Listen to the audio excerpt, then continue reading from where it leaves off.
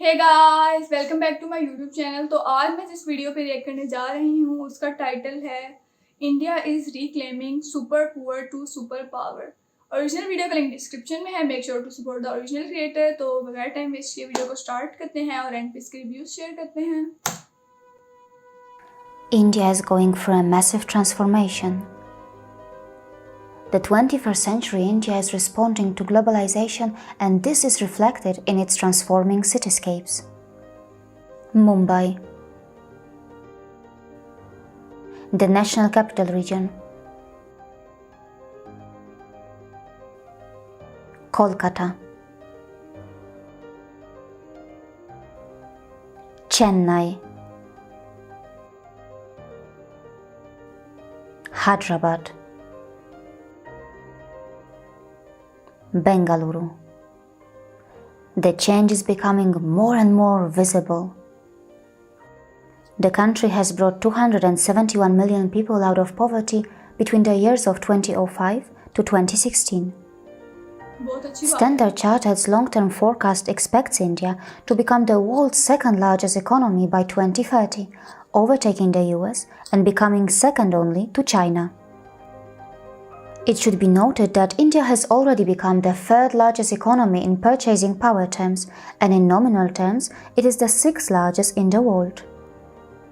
According to the Center for International Development at Harvard University, the economic pole of global growth has moved over the past few years from China to neighboring India, where it is likely to stay over the coming decade.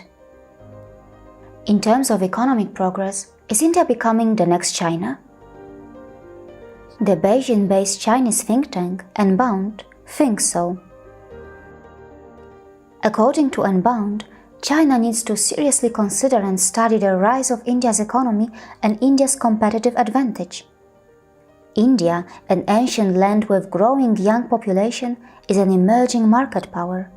It is entirely possible for it to become the next China and poses great attraction to the world's capital. The Chinese think tank's apprehensions are not unfounded. Leading international business leaders, think tanks, and global CEOs now consider India as one of the most attractive destinations for investment and technology transactions. What are the conditions that are favoring India? What are the factors that have brought India to the world center stage? What is it that makes India one of the largest growth engines in the world? My name is Karolina Goswami, and in this episode, you will become familiarized a little bit more with the world's largest democracy and the country which is going to play a key role in shaping the future of our planet.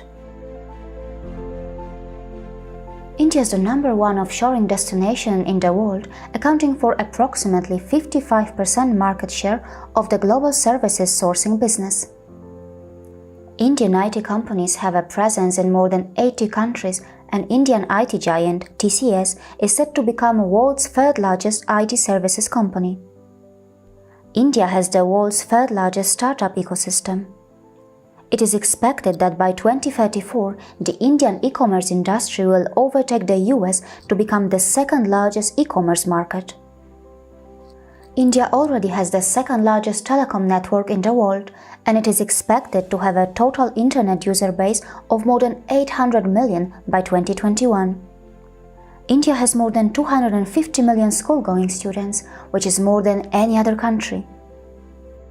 The country has become the second largest market for e-learning after the US. A report by Ernst & Young stated that by 2030, the emergence of a robust higher education system would enable India to have more than 20 universities among the global top 200. In terms of scientific output, India ranks 5th in the world, and by 2030, it is expected to climb up to 3rd. In 2017, India ranked 1st in the Global Retail Development Index. By 2030, it is set to become the 3rd largest consumer market. The number of operational airports in India will rise to 200 in 2 decades, and by 2024, it will overtake the UK to become the 3rd largest air passenger market. Ports, rail, highways. Ambitious infrastructure projects are rapidly changing the face of India. The country is already building a bullet train infrastructure, and it is also working on the Hyperloop. India's state-of-the-art Train 18, which is a semi-high-speed indigenously built train, has already found many global admirers who have expressed an interest in importing it. India is already creating a web of modern urban metro networks in its big cities. After the completion of Phase 4, the Delhi Metro will become the third largest metro network in the world, with a total length of approximately 450 kilometers. With more than 7,000 freight trains carrying 3 million tons of freight daily and more than 12,000 passenger trains with 23 million travelers on board every day, the Indian Railways, with its 115,000-kilometer network and more than 7,000 stations, is among the world's largest. Spanning over 5.5 million kilometers, India has the world's second-largest road network, and by 2022, the country is expected to have a national highway network of 200,000 kilometers. India is the second-largest casting producer in the world. It is also the second-largest producer of steel and cement. The construction market in India will grow nearly twice as fast as China up to 2030, and the country is expected to overtake Japan to become the world's third-largest construction market by 2021. Thanks to these solid indicators, there shouldn't be any surprise that the Indian real estate industry is expected to be the third-largest in the world by 2030. India is already the second-largest mobile phone manufacturer in the world. It is the third-largest producer of coal and fourth-largest producer of iron ore. The country is the world's largest cutting and polishing center for diamonds, and in 2017, it exported 75% of the world's polished diamonds. By 2020, it is expected to become the fifth-largest manufacturing country in the world. In 2017, India became the fourth-largest auto market. It is already the largest manufacturer of two-wheelers and tractors in the world. It is the world's third-largest heavy truck manufacturer and fourth-largest car producer. By 2020, it is expected to become fourth-largest manufacturer of automobiles globally, and the Indian auto components industry is set to become the third-largest in the world by 2025. Jaguar, Range Rover and SsangYong Motors are owned by Indian companies. India's national healthcare program, Ayushman Bharat, is the largest government-funded healthcare program in the world.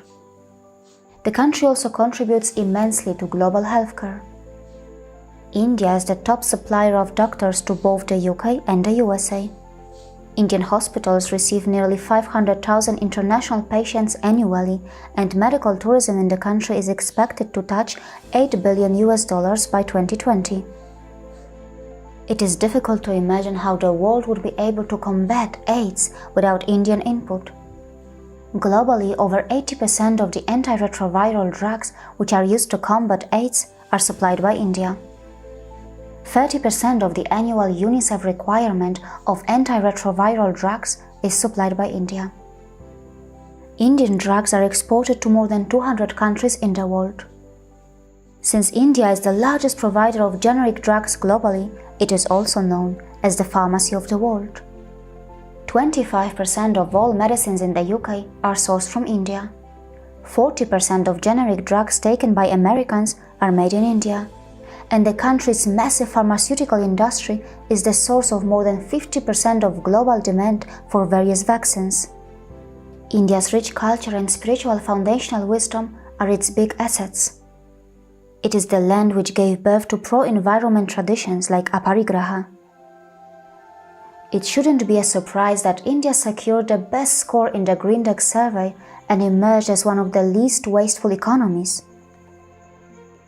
This is a Karbi traditional home. These traditional tribal homes are one of the finest displays of India's rich heritage. So peaceful. They represent a combination of intelligent engineering and sustainable living, which is totally relevant in the 21st century. The Indian state, Sikkim, has become the role model for the entire world in organic farming. It is the world's first 100% organic state. Wow. Fruit and vegetable production, tea production, silk production, bamboo genetic resources. India ranks second in the world in all these departments. In other agricultural commodities like rice, wheat and pulses, it is also among the top producers. With as many as 8,000 species, India is the world's second largest exporter of medicinal plants. It is the world's largest producer of dairy, and globally, India has been the largest milk-producing country since 1997. After the United States, Japan and China, India is the fourth largest producer of agrochemicals. Some of the biggest solar farms of the world are located in India.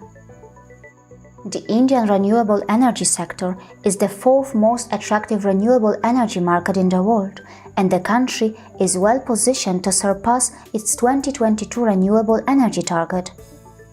In Paris, India pledged that by 2030, 40% of its installed capacity will come from renewable sources, and it is expected that by 2050, renewables will supply 75% of electricity in India.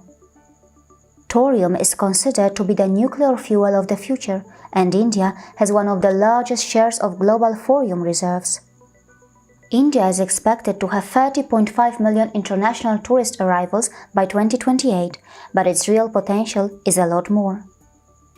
With 26 biotic provinces, 10 biogeographical zones, more than 30 World Heritage Sites, a 7,000-kilometer coastal line, as well as its mountains, deserts, rainforests, islands, volcano, salt flats, wildlife, and tribal habitation, India is incredibly diversified. Its 29 states, 7 union territories, 4,000 cities, and 600,000 villages have a lot of hidden potential. Many of them are not yet fully explored and discovered. In 2017, India ranked first in the world's first digital traveler rankings when it was revealed that it had the most digitally advanced travelers. There is no denying that India is emerging as a lucrative expat destination. It is the 12th best country to live in as an expat. It is far ahead of countries like the USA, the UK, Japan, and China. India-based expats earn an average of $176,000, which means that they are the second highest paid in the world. On the other hand, Indians who are living outside India have performed exceptionally well and have rightfully earned the tag of moral minority. In both the UK and the USA, the Indian community has been outperforming other ethnic groups academically and economically. India is also the world's top recipient of remittances, as its diaspora sent $79 billion back home in 2018. The country is also expected to benefit from the reverse brain drain. From its film industry to its space agency and defense, India's growth can be seen across a very broad spectrum. In terms of ticket sales and number of films made, India has the world's largest film industry. India is a nuclear-armed nation, and its military is the fourth strongest in the world. Its space agency, ISRO, has already reached Mars, and now it is planning to send humans to space. For its commercial arm, Antrix, it has launched hundreds of foreign satellites for multiple developed and developing nations. This may all sound very impressive, but for India, this is just a beginning. It wants to attain self-dependence in core technologies, and it wants to participate in the fourth industrial revolution. But will India be able to earn its rightful place in the powerful and influential global forums which are dominated by the Western nations? Will India be able to help those forums become truly global and truly democratic by challenging the existing supremacy of the Western powers? Will India be able to protect its citizens from tech colonization? And will it be able to have a stronger voice in the global media? Will India be able to protect its identity from the Western religious and commercial monocultures which are homogenizing its cultures and diversity? Will it be able to learn the best global practices, and will it be able to preserve the best that it has? Unlike others, will India be able to use its science for global public good and not just for commercial returns?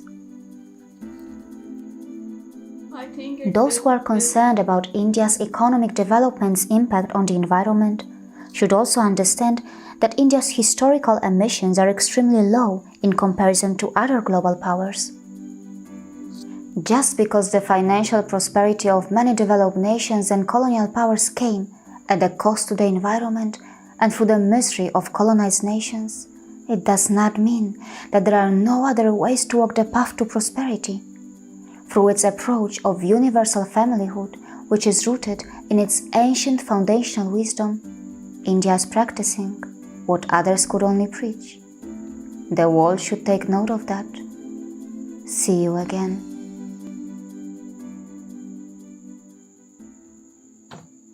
जी, तो जिस तरह इन्होंने video में सबसे शुरू में Mumbai city दिखाई, तो मैं पहले मुंबई सिटी पे भी रिएक्ट कर चुकी हूँ और मुंबई एयरपोर्ट पे भी रिएक्ट कर चुकी हूँ। मुंबई सिटी में भी मुझे बहुत ज़्यादा जो है वो डेवलपमेंट देखने को मिली थी और इसके अलावा जो मुंबई एयरपोर्ट था, इट वाज वंडरफुल। और इसके अलावा इन्होंने जिस तरह दिखाया कि बाकी जो है बाकी फील्ड में, मतलब सिर्फ एक ही फील्ड में नहीं, मतलब हर फील्ड में, लाइक आईटी में, कंप्यूटर में, मेडिकल में, आर्मी में, हर चीज़ में काफ़ी ज़्यादा जो है वो काम हो रहा है। और जिस तरह इन्होंने बताया कि काफ़ी चीज़ों में जो है वो इंडिया अभी मज़ीद काम कर रहा है और यानी तीसरे चौथे नंबर पे है और आगे मज़ीद काम करके और ज़्यादा अपनी जो है उस चीज़ों को बेहतर करने की पूरी कोशिश कर रहा है। और जिस तरह मैं पहले भी वीडियोस पे रिएक्ट कर चुकी हूँ, तो इसमें मुझे काफ़ी अच्छा जो है वो मेट्रो ट्रेन सिस्टम्स का जो था वो मुझे बहुत ज़्यादा पसंद आया था कि जिस तरह के उन्होंने मेट्रो ट्रेन्स दिखाई थी और बुलेट ट्रेन्स दिखाई थी हर सिटी की, और उनके मुझे कलर कम्बिनेशंस बहुत ज़्यादा अच्छे लगे थे और उन पे जो एक कुछ पे जो है वो क्रिएटिविटी भी काफ़ी ज़्यादा हुई थी, तो वो बहुत एक अच्छा तरीका था। और उसके अलावा जो है वो मेट्रो बसेस भी देखने को मिली थी काफ़ी ज़बरदस्त किस्म की। और इससे पहले मैंने इनकी जो है वो आर्मी ट्रेनिंग पे भी रिएक्ट किया था, तो उसकी ट्रेनिंग से मुझे अंदाज़ा हुआ कि मतलब किस तरह उनकी ट्रेनिंग वगैरह होती है और किस तरह उन्हें ट्रेन किया जाता है उनके मकसद के लिए। और उसके अलावा भी काफ़ी ज़्यादा देखने को मिला था, मतलब जो चीज़ें मुझे नहीं पता थी वो मुझे इस वीडियो में काफ़ी ज़्यादा देखने को मिली। तो ये देख के काफ़ी अच्छा लगा कि इंडिया जो है वो हर चीज़ में ही जो है वो काफ़ी ज़्यादा काम कर रहा है और काफ़ी ज़्यादा इस सिलसिले में डेवलपमेंट हो रही है। एग्रीकल्चर जो है उसमें भी काम हो रहा है। मतलब हम ये नहीं कह सकते कि किसी ख़ास फील्ड में काम हो रहा है, हर फील्ड में ही जो है वो काफ़ी ज़्यादा काम हो रहा है। और ओवरऑल वीडियो मुझे देख के काफ़ी ज़्यादा पसंद आई, क्योंकि मुझे इस वीडियो में काफ़ी ज़्यादा इन्फॉर्मेशन देखने को मिली। इसमें से कुछ इन्फॉर्मेशन मेरे पास पहले से भी थी और मज़ीद भी मुझे काफ़ी ज़्यादा देखने को मिली, तो मुझे पूरी वीडियो देख के काफ़ी अच्छा लगा। तो आज की वीडियो मैं यहाँ पे ख़त्म करती हूँ। आई होप कि मेरी वीडियो आपको पसंद आई होगी। मिलते हैं नेक्स्ट वीडियो में, तब तक के लिए अल्लाह हाफ़िज़।